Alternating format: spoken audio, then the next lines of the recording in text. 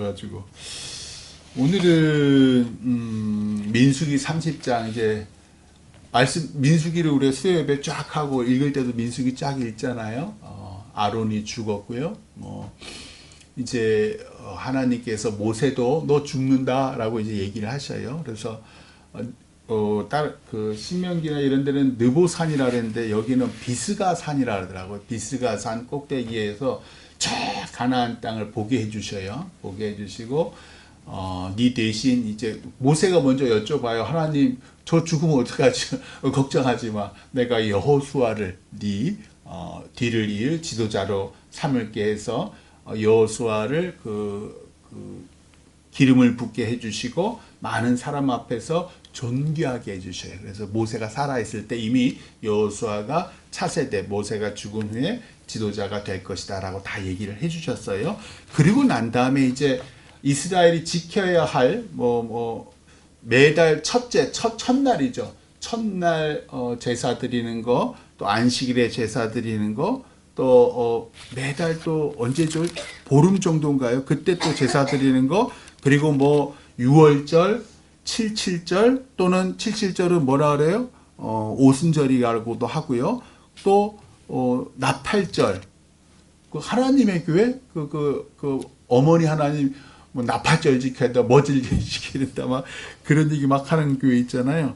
그래서 이제 그 나팔절에 대한 얘기도 나오고요. 그게 왜 나팔절이 뭐냐면 그게 29장에 나오는데요. 일곱째 달 초하루를 기념하는 날이에요. 그게 뭐냐면 유대인들의 새해예요. 하나님께서 유대인들의 새해인데 왜 우리가 그렇게 이제 그 사람들은 예수님을 다 없다고 하고 막 그러니까 그러면서 이제 장막절 또는 초막절이라고 하죠. 유대인의 3대 절기를 지켜라라는 얘기를 하시고 이제 오늘 말씀 민수기 30장이 딱 들어가세요. 그러니까 그 서원, 하나님께 서원한다는 게 그만큼 중요하다는 얘기를 하는 거예요. 보시면 1절에 모세가 이스라엘 자손 지파의 수령들에게 말한 거예요. 자, 하나님의 여호와의 명령이다. 2절 한번 같이 읽어봐요. 시작. 사람이 여호와께 서원하였거나 결심하고 서약하였으면 깨트리지 말고 그가 입으로 말한 대로 다 이행할 것이니라. 여기서 사람은요, 사실은 남자예요. 남자, 이슈예요. 히브리어로 이슈고, 여자는 이샤라고 불러요. 근데, 이슈, 영어도 그래요. 영어도 man 그러면 사실은 남자인데 사람이라고 표현을 하거든요. 그러니까 똑같이, 2절에서 사람이니까는, 사실은 이제 남자, 여자 다 합치지만, 사실은 뒤에 이제 쭉 여자에 대한 얘기가 나오니까 남자예요, 사실은. 그러니까 2절은 남자가 여호와 하나님께 서원했거나 결심하고 서약했으면 다 이행해야 돼 라고 딱 못을 받고 시작하는 거예요. 자, 3절 또 읽어봐요. 시작. 또 여자가 만일 어려서 그 아버지 집에 있을 때에 여호와께 서원한 일이나 스스로 결심하려고 한 일이 있다고 하자.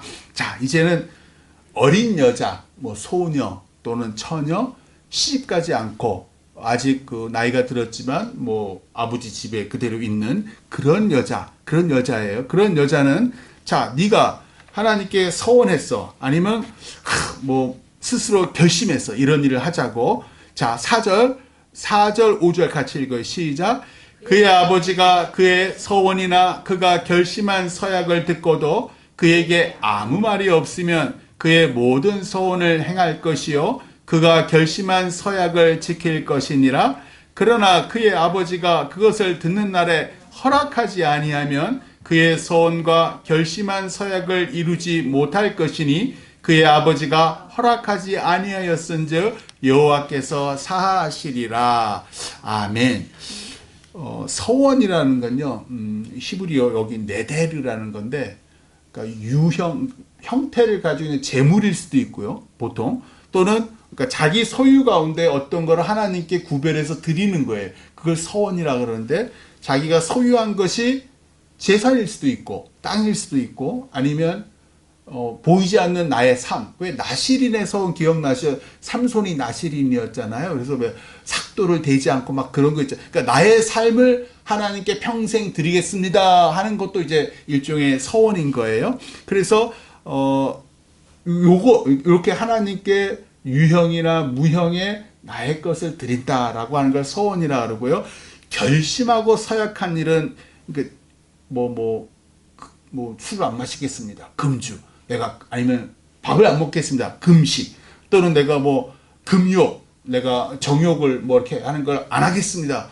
이런 것처럼 나의 욕망, 욕구를 절제하기로 하나님께 맹세하는 거. 그런 거를 결심하고 서약하는 거라고 하는 거예요. 자, 그래서 이 시집안간 아버지 밑에 사는 이 여자가 뭘 이렇게 서원했거나 내가 하기로 맹세를 했어요. 근데 4절 그의 아버지가 또 들어보니까 그래요? 괜찮은데? 지가 태어날 때부터 받았던 금반지를 하나님께 해서 드리겠어요? 그래? 요즘 반지값이 금값이 엄청 올랐지만 그래 지가 또 이렇게 하겠다니까 이렇게 아무 얘기를 안 하는 그런 허락했다라는 거예요. 그게 4절 말씀이에요. 그녀에게 아무 말이 없으면 그의 모든 서원을 행할 것이요. 그러니까 아버지 밑에 있는 딸이 자기가 서원한 대로 자기가 결심한 대로 서약을 지킬 것이야. 그런데 5절 아버지가 그것을 야야야야 듣는 날이에요. 그러니까 듣고 금방이에요. 그날이든 그러니까 보통은 유대인들은 하루를 쳐요. 하루 동안에 딸이 금반지를 하겠다는데 이 가시나 그게 요즘에 얼마나 비싸졌는지 알아? 안 돼! 그러면 비록 이 딸이 하나님께 서원을 했지만 아버지가 허락하지 아니하면 그녀의 서원과 결심한 서약을 이루지 못할 것이니 그녀의 아버지가 허락하지 아니하였은즉 여호와 하나님께서 그 딸의 서원이나 결심한 서약을 용서하시리라. 이행하지 않아도 용서하시리다. 아버지에게 그 집의 가장은 아버지다. 하나님께서 늘 그걸 강조하시잖아요. 그 얘기를 하는 거예요. 자, 6절과 8절 말씀 한번 6절만 읽어봐요. 6절 시작. 또 혹시 남편을 맞을 때에 서원이나 결심한 서약을 경솔하게 그의 입술로 말하였으면 7절 8절은 똑같아요. 자, 6절은 어떤 내용이냐면요. 이 딸이 시집을 가는 거예요. 이제 막 남편을 맞이하는 거예요. 이제 결혼을 한 거예요. 딱 결혼을 했는데 경솔하게 시집 가기 전에 얘기한 얘기를 혼자 서원하고 결심한 서약을 이 새 신랑 남편에게 얘기를 한 거예요. 이 얘기를 해보니까 그 남편이 듣고서는 처녀 때 이런 서원을 했어? 라고 듣고 그날에 아무 말이 없으면 아버지랑 이제 시집을 가면은 우리도 옛날에 그랬잖아요. 우리도 옛날에 가부장제 사회했을 때 부모님 밑에 있을 때는 아버지 밑에 있다가 결혼하면 이제 남편 말을 잘 들으라고 한 거. 뭐라 그러죠? 삼종지도. 역시 삼종지도라 했어요. 그래서 아버지 또 시집 가면은 결혼하면은 남편, 그다음에 애 낳으면은 아들 낳으면 또 아들 말 듣고 이 삼종지도 여자의 왜 그런 거 있잖아요. 여기 삼종지도는 아니고 이종지도예요. 그래서 이종지도라 그래가지고 이제 결혼을 해서 남편의 말을 듣는데 남편이 그 말을 듣고 그 서원을 듣고서는 아무 말을 하지 않았어요. 그날에. 그러면 그 서원을 이행해야 해요. 그런데 8절에 보시면 근데 그 남편이 듣고서는 그 시집 오기 전 나랑 결혼하기 전에 일이잖아. 그런 거 하려고 해. 라고 거부를 하면 그 서약은 무효가 될 것이니 여호와께서 그 여자의 그 이행하지 않은 죄를 용서하시리라. 라가 8절이에요. 자, 근데 9절 말씀. 속상한 말씀이에요. 9절 말씀 같이 읽어요. 시작. 과부나 이혼당한 여자의 서원이나 그가 결심한 모든 서약은 지킬 것이니라. 왜 그럴까요? 남편이 없어요. 그리고 아버지도 없어요. 이미 결혼을 한 후라서 그 아버지 집을 떠났잖아요. 남편이 죽은 과부나 아니면 남편으로 또 이혼당한 여자나 혼자 독립적인 결정의 주체로 하나님께서 인정하시는 거예요. 그래서 너는 네가 서원하고 결심한 모든 서약은 지켜야 해. 라고 독립된 주체로 인정하시는 거예요. 사실은 더 좋은 거지요. 자, 10절 말씀도 한번 읽어봐요. 10절 시작. 부녀가 혹시 그의 남편의 집에서 서원을 하였다든지 결심하고 서약을 하였다 하자. 이 부녀라는 개념은 이미 이제 결혼한 기혼 여성이에요.